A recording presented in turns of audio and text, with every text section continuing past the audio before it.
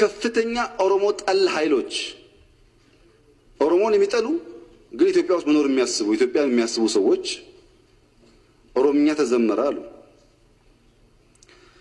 የግሪክ ትምህርት ቤት አለ አዲስ አበባ ውስጥ፣ ሊሴ አለ ፈረንሳይ ትምህርት ቤት፣ ጣሊያን ትምህርት ቤት አለ፣ ጀርመን አለ፣ ማሪፍ አለ፣ የቱርክ ኢንተርናሽናል ኮሚኒቲ ስኩል አለ። ይሄ ሁሉ በቋንቋ ነው የሚዘምረው። ሊሴ ሲዘምር ያላመመው ኦሮምኛ ሲዘምር የሚያመው ኢትዮጵያዊ ምን ኢትዮጵያዊ ይባላል? አሁን ኢትዮጵያዊ ነው? ትክክል አይደለም።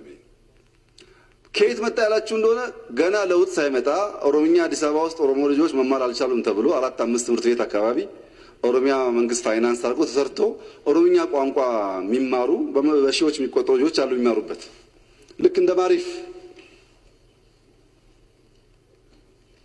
መዘመር ተረኝነት ነው።